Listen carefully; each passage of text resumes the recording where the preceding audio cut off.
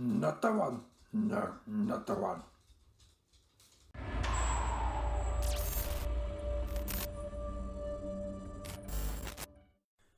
Welcome to Babblecom 5. I've just finished my second watching of Babylon 5 The Road Home, and I still can't figure it out. I really wanted to like it, and I kind of do. The problem is, I think it's being aimed at two sets of people, and I'm not sure if that compromise works. So I'll try and explain. Now, there are going to be spoilers here, probably both for the original series and The Road Home, so do find another video now if that's going to be an issue. I would like to say that in the comments section, why don't you only do spoilers for The Road Home and not for the original series, if that works? Because then at least no one can accidentally get spoilt for the entire 5-year run. You know, if for some reason they've only watched The Road Home.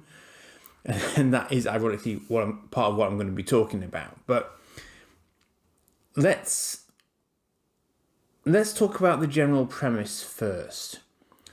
So the premise is that Sheridan, having been previously exposed to tachyon fields without the benefit of a time stabilizer, has previously been unstuck in time, as established in the original series. In this film, he is again caused to be unstuck in time without the benefit of a time stabilizer because he's previously been unstuck in time without a time stabilizer. Fair enough. There is a slight question mark in my mind as to whether or not Delenn once got unstuck in time, but actually I think she didn't, because although her time stabilizer was broken, I think that Zathras had rigged the suit that she was in to stabilize Sheridan temporarily, so she would therefore have been stabilized temporarily. So that kind of works. For me, there is a bigger question mark. And maybe this is just because I've only watched it twice. I don't know. But if you look back on it yourself, if you watch the sequence where John meets David, he asks David what the year is, what the date and the year is. And David says that it's 2258. John says that's the year when he took over Babylon 5, and the dialogue implies that because it's January, he's only been there a few weeks, so it's kind of what's he doing back on Earth. By the original timeline, John took over Babylon 5 in 2259, because in 2258, Sinclair was the commander of Babylon 5. So I wonder if the entirety of The Road Home is set in an alternate universe, but one that happens to be very close to the one that we're used to from the original series. Another reason I say that is that, again, correct me if I'm wrong in the comments, but I'm pretty sure that on the journey from Babylon 5 to Minbar, Lanier did the dirty on Sheridan. And there is no mention of that in the starting moments of this movie, which are set in exactly that time frame. Now, granted, the next time we see Sheridan is probably a couple of weeks later, so maybe those events happened after his exchange with Delenn then, so maybe that kind of works, and we don't see Lanier again, so that's okay. I get that could work, but that year is either just a genuine mistake, or I've misheard it, or that suggests that there's something else gone on there. So that was immediately interesting to me on a rewatch, but I'll leave you to think about that one. Let's let's look at it in the round here.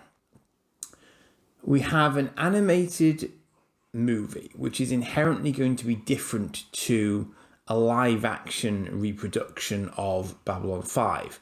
Fair enough. I quite like the animation style. I think the people move really, really well.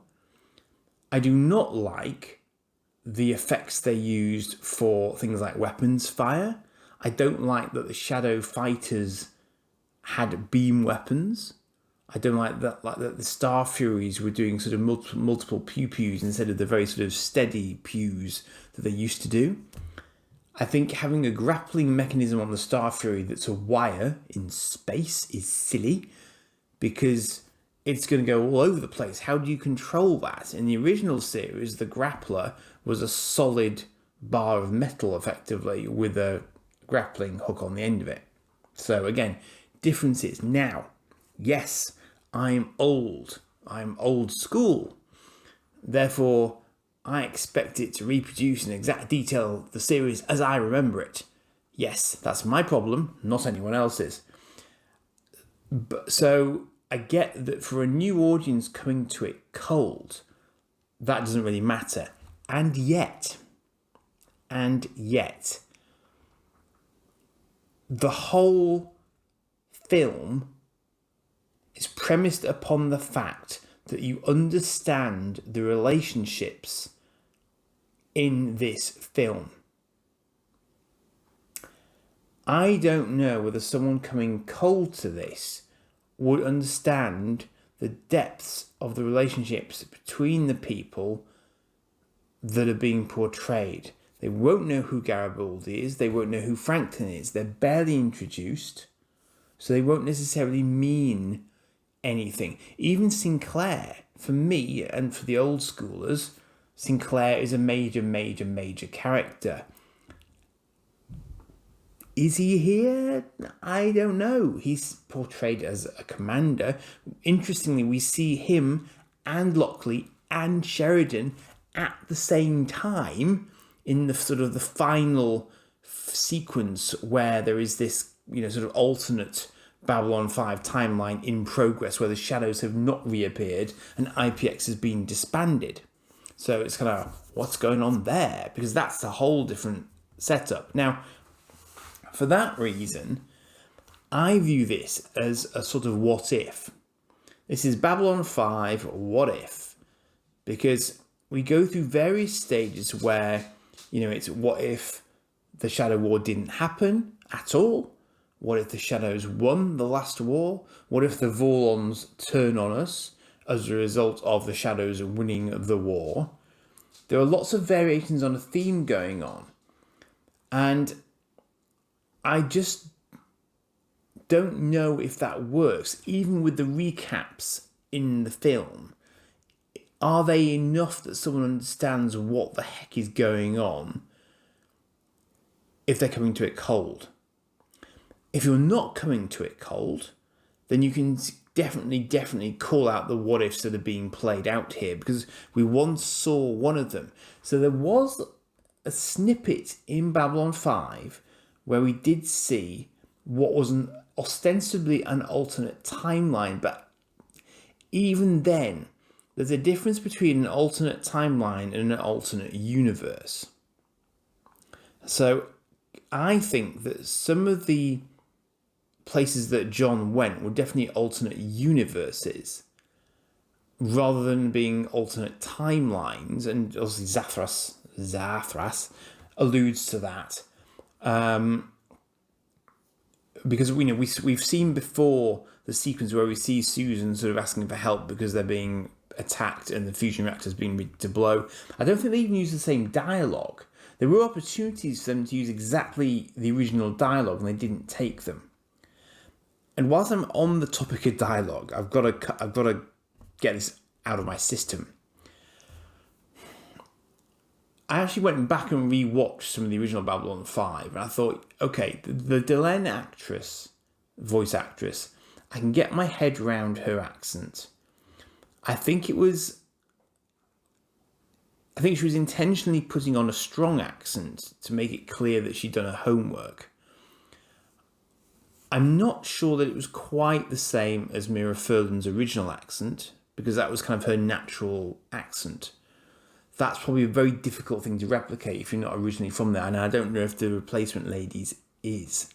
But, the one that I can't get my head round. I will just say as well, the Garibaldi one I thought was very, very good. The Franklin one, bought that completely. Not a problem for me at all. Obviously, Bill Mooney, not a problem because it's Bill Mooney. Sinclair's, yes. At times I thought, strangely, Claudia Christian didn't sound like Claudia Christian, oddly. I don't know if anyone else found that, but that was... I think when I rewatched it the second time, it sounded more like her. Because they're all a lot older. I think, obviously your voice probably changes a bit over time. So that's... And I think Tracy Scoggins said that she'd done some sort of voice training to do it again. But Jakar... All right, two things about Jakar. Number one, the voice. It sounds like he's playing it like Andreas Katsoulas was English, British. I don't know if anyone else got that.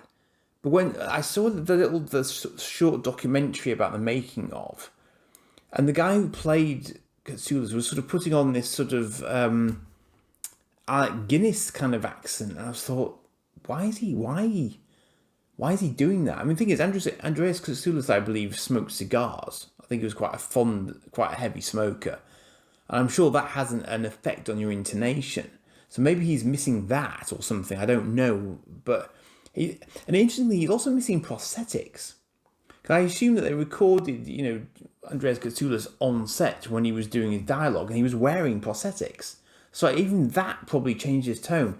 I bet bottom dollars, in fact, I know from that little documentary, the guy was not wearing prosthetics. So even that's different.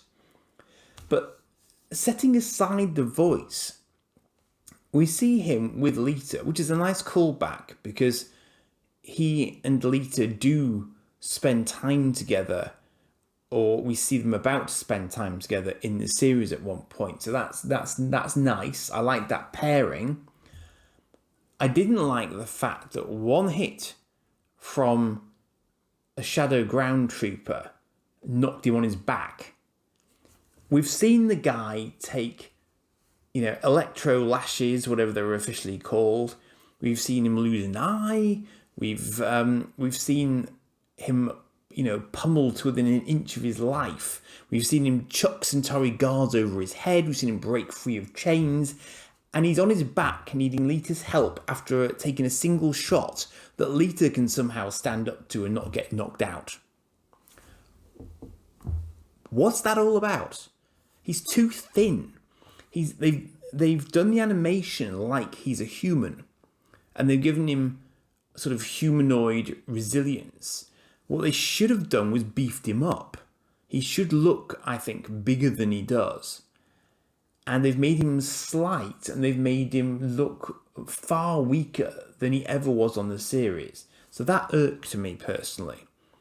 There's just something about the whole characterization of him which is unfortunate. And I don't know if it's because, the actual animation studio wasn't that familiar with the series and the character. The impression that I get is that, they got the script and it was a bit fire and forget in terms of, they said, yeah, everything you've asked us to do, we can do, no problem. And they went off and did it. And, there was reimagining of, the ships and everything else. I mean, things like the landing bay, the docking bay entrance on Babylon 5.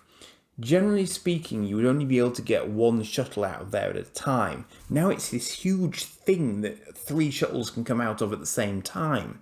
So that's changed. And I know that's been acknowledged, and they've said there have been sort of visual redesigns, and I get that.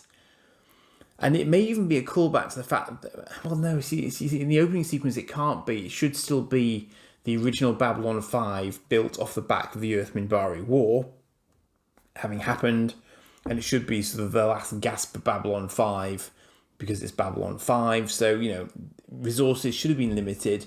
So the fact that it could only accommodate 1 ship at a time to the front should have made sense. So that's a sort of slightly odd decision. The sheer number of zippy little craft zipping around the place outside the station annoyed me. And I'm talking here about the last couple of minutes, where you've got like sort of 5 Minbari flyers going past, and 5 Star Furies zipping past, and 5 Earth atmospheric shuttles zipping past. It's like, no, that's not a thing. That doesn't happen on Babylon 5. There's no reason for there to be atmospheric shuttles bouncing around in the immediate vicinity of Babylon 5. I don't get it. That's just, I feel that's sloppy. That's animation for the sake of being able to do animation, I think. I'm coming off a bit negative, aren't I? I know I am. I know. I don't want to. But it was all a little bit, you know, we're doing an alternate universe show. We're clearly flagging the fact that we're doing an alternate universe show. Okay, we got it. It's Quantum Leap. You know, it's sort of Lost in Space. There, I said it. You know, I don't know whether it's sort of it's expecting too little of its audience, which is odd because I think the original Babylon 5 audience were a pretty intelligent lot, because they weren't there for the wrestling. No offense, they were there for Babylon 5 when they were watching it in the States. Certainly, originally, you know, I think it attracts a certain sort of person. Let me put it to you that way. And this just feels a little bit like, you know, you're sort of being spoon-fed it. So let me rewind. Let me sort of give myself amnesia here for a moment and say, is it a good animated film? Yes, there's a good, you know, the animation is good. I personally don't like the music, because it's not the music I'm used to. But anyway, amnesia. Yes, there's music. Okay. Should there be sound effects in space? Technically, no. So is it more like a sort of a DC style, comic book style animation approach? Maybe. Maybe it is. I don't know. Maybe it is. Should it be that, given that it's based on a real life action show? Again, debatable. But again, a difficult transition to make. It's not like it's going from comic book to live action. It's going from live action to animated. That's quite a different ask. And it's doing it 16 years after the last real life version of it as well. Again, that's a difficult ask. So my question is, if you're coming to it new, amnesia engaged, do you know what the hell is going on and why these people are important to Sheridan and why therefore he might be visiting them? I think the answer has to be no, you don't, actually. You don't have a clue. You don't really know who Ivanova is. I mean, they all lack introduction. That's the problem. There are assumptions being made, probably because the people making it and writing it are so intimately acquainted with this that they kind of assume they don't need to explain it. But they kind of do, because I'm not even sure the first time when Ivanova is first introduced, she's not even on the station at the time when the crew leave. And there seemed to be someone on the command deck I didn't recognise. When they're doing the sort of saluting bit when Sheridan's leaving for Minbar, there's a guy lined up on the command deck I just don't recognise at all. And I'm kind of thinking, who is he? I seriously don't know. Is it supposed to be Zach Allen? Because Zach should have been around. But he doesn't seem to be there. I'm going to have to go back and look at that on my actual, you know, my original DVDs, because I don't get that. So that was just an aside. But I mean, fundamentally, you just don't know who these people are. And it's like, you know, there's a part in it where Sheridan is flustered because Tracy Scoggins is in bed. He was married to her. It doesn't matter. He's seen it all before, quite frankly. One would assume. So it's like, you know, don't get it. But it's a 12 rated thing, so I get that. I've been joined by a moth. Thanks, moth. Never work with animals, apparently. Okay, I'm going to hold on to him while I talk to you. Well, I thought I was. Now he's flown off again. So, I mean, we had one instance of a shadow being cloaked. Okay, fair enough. Combat situation. I get why they were busy doing other things, but so at least we did see that. The Icarus sequence was a Starship Troopers arachnid style ripoff, largely. That seemed a little bit over the top, not very subtle. The cornfield analogy was, very clearly sort of flagged to find your way home, etc., etc. So that was kind of clearly going to be a thing. I didn't dislike the fact that we had the mysterious chasing down sphere initially, because that could have given it a bit more depth, but then that wasn't used massively often. If you didn't know who Zathras was originally, there's a whole running gag there that you just wouldn't get, basically. I appreciated it. I also appreciated him breaking the fourth wall, because that was something he didn't used to do. But does it work for a new viewer? I don't know, because you don't get it. And interestingly, again, my detail brain is saying when Sheridan asks Zathras how are all 9 of him still there? Well, no, Sheridan, because you know that one of them isn't still there because he went somewhere else in an episode that you were in. So there should now only be 8 Zathri left. I think that's right, isn't it? I think I'm right on that. Especially if he's back in his current timeline, he should know that.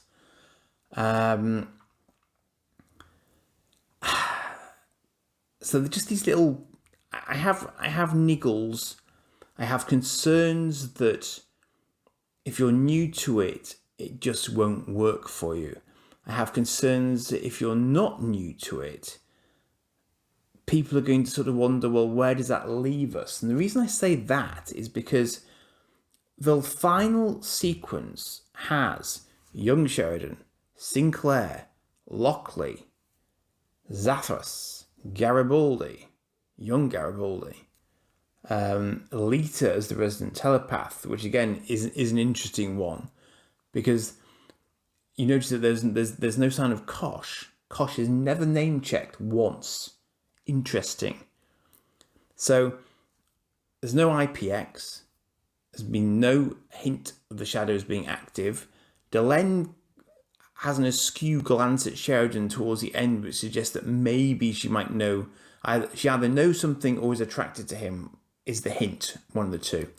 There's a nice quip from Ivanova in that sequence about transmission being delayed for some time because real life gets in the way. Yeah, we hear you, JMS. We get you. I haven't listened to the commentary, the full commentary from JMS and Boxleitner on this yet.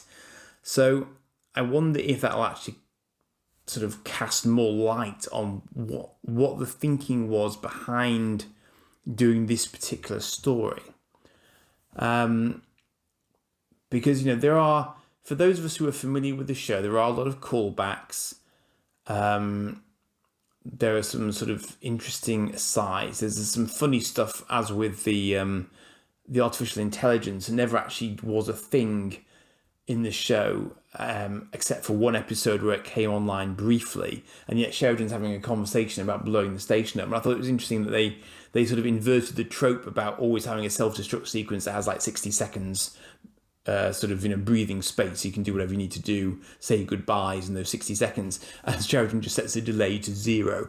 I thought that was quite nice.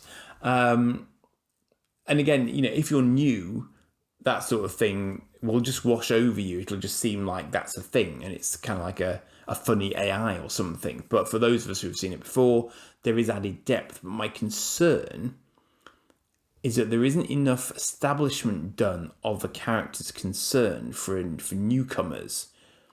So it won't actually work for them conceptually, because they don't have any emotional involvement. They will understand Delenn and Sheridan because that's kind of put in front of them early doors.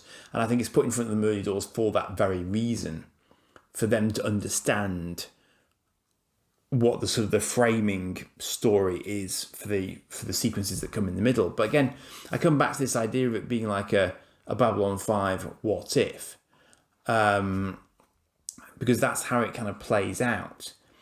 And then the way in which the final sequence has been done, I'm just wondering is, are they setting that up so that they can effectively do another animated movie taking that universe as a starting point? Because I assume that what we're left with, and again, do comment, but I assume that what we're left with is our prime universe, because Sheridan and Delenn successfully go back and that universe continues unbroken.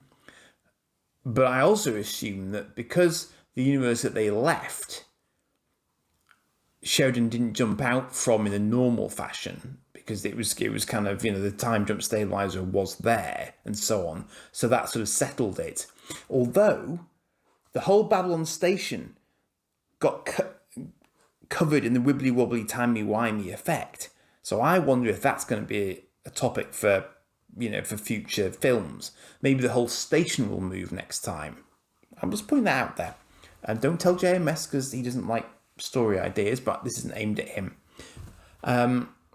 So maybe that's going to be a thing. But fundamentally, what they've done is they've sort of retooled it. So they could now restart from a position where presumably neither the Shadows nor the Vorlons potentially have been involved. And I say that because if Epsilon 3 hasn't been revealed to them up to this point, I just wonder what else hasn't been revealed. Because if the Shadows haven't woken up, then there's no need for the Vorlons to be on the station to start prepping the younger races for another fight yet, arguably.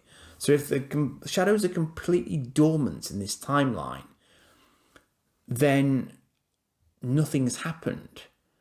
Maybe there aren't white stars. So there's no white stars. What happened to Babylon 4? Did it get sent back? Did the white star have to intervene and go back in time itself? Has Sheridan ever been unstuck in time in this version? It seems not. Because I think from what they said, it was kind of about 2260, I would suspect, from... I think Sheridan said that he'd taken over the station a couple of years ago. So it's either 60 or 61, depending on whether or not Sinclair was ever actually in charge on that station. Because the fact that he's wandering around on the station with Lockley suggests to me he's probably in command of a ship, maybe? With her as a second? Maybe? I don't know. Maybe it's the other way around. Maybe she's in... I couldn't make out... I think it's the bars, isn't it? I couldn't remember if they had any bars on their uniform to indicate rank. If I figure out how to do screen caps for my Blu-ray, I'll have to have a look at some of this stuff. I mean, there's one thing that I thought was an animation mistake. One of the aliens was had this really thin torso. But then I saw it again, and it still had a really thin torso. So maybe that was intentional. I mean,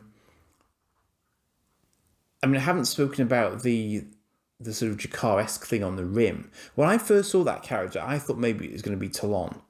I didn't think it looked very Jakar-esque, and I think others have been saying this. It's not his normal uniform. It's not his normal outfit. It's a bit weird. Londo I didn't think was bad at all. I thought Londo was very Londo, but then it is Peter Jurassic. That makes perfect sense. So I mean that is always going to help. This is the great problem they've got. Unlike the Trek recreation, obviously, they had all their cards still in their hand that one. So it's just a shame that we had to have the Babylon 5 list of the dead at the end of the film. It's just it's just terribly sad. But it is what it is. Many of them gone too soon, way too soon. But So yeah, I mean, I think it needs to find its feet again. I think they need to find a way to make it work in an audience with an audience that is saturated by multiversal stuff and Marvel films and lots of really, really good space-based stuff. I mean, you look at the Guardians of the Galaxy, there's a lot of fun space stuff that's been going on in the last few years. So they've got quite a tall order to do this and to have it be palatable both to the older fans and potentially new fans. I mean, I haven't been able to get my son to watch it. It's quite funny in a sense because he says he doesn't like science fiction and yet he loves Pacific Rim. This is irony to me. I think what he means is he likes, I think he likes stuff that's kind of set on Earth and he feels it's kind of realistic. Not so sure he's into the spacey stuff.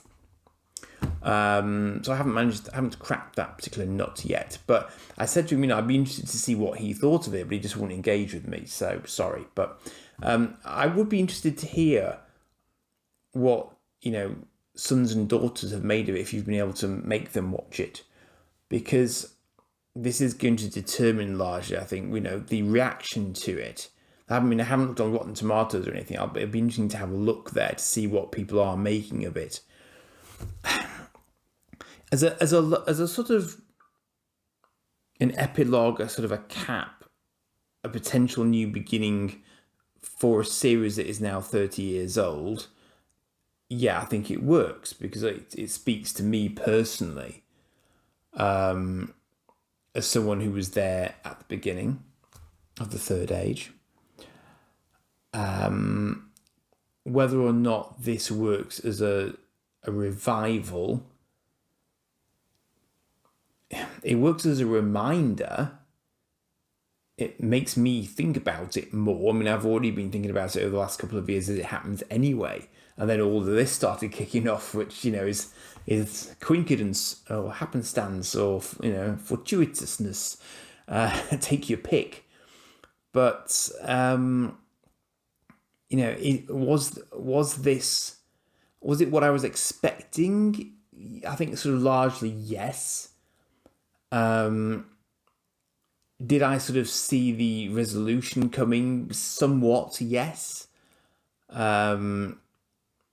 Did it make me chuckle? Yes, it did. Did it make me feel? Yes.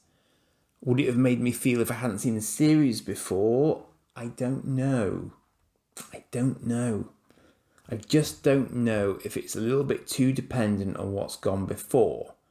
Which is why, I'll be interested to see from people's comments. If you've never watched the entire run before, it will be fascinating to get your take on it because I just don't know. I don't even know if I would recommend it to someone who hadn't seen it before because it will run a coach and horses through some of the plot points. Now, because it's alternate timelines and timelines that are outside of what the series deals with, ironically, in that sense, it's good because it doesn't spoil you that much for what's been before. So I can see that they've had to play it like that as well. So doing it like this also works because it means that people like me can say to other people, well, it will tell you some stuff and it will give you great big resolution to the Shadow War. Sorry. But we're 30 years on and it's 110 episodes.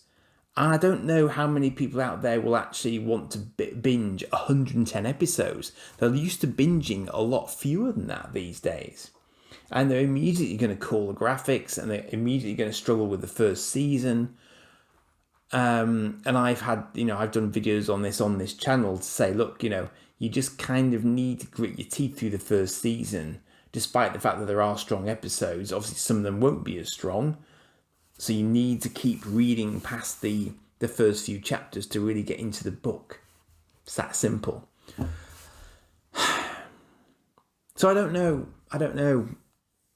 I've watched it twice. I really want to like it. But my thinking brain is going, well, what about that? My more emotional side is saying, yes, it is Babylon 5, and it's close enough to being original Babylon 5 for that to mean something to me, but I'm not sure if it works to bring in a new generation of fans. It might work to bring in curiosity about the original series, in which case you then generate fans off the back of people going back and watching the entire series as it's on streaming and as the new box set is coming out. That might work. To get people talking about it, well, I'm talking about it. Other people may watch this video and talk about it. So, yeah, that might work too. Will it be enough? I don't know. But leave some comments. Leave some comments behind if you've gotten this far. It'd be very interesting to see what people make of it. If I can figure out a way to do, more... Well, in fact, if you'd be interested in more out-and-out analysis of it, because I could analyse it, that's certainly possible. There are bits you can look back on and say, yep, that's a really good recreation of that particular scene from that particular episode, kind of bob on. Then yeah, I could look at doing stuff like that. But there's not much point in me spending time doing that if people aren't interested in it. But let me know, and I can have a think about that. But it will be really, really interesting to see what else flows from this. I wouldn't mind some more comics or something. That could be a thing. My moth friend is back again.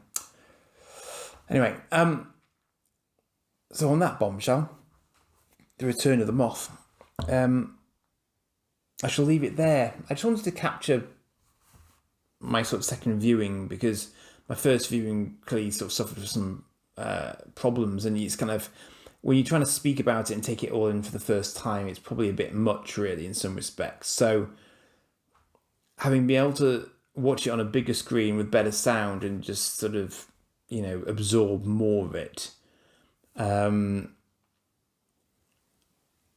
still sort of struggling to get super excited about it.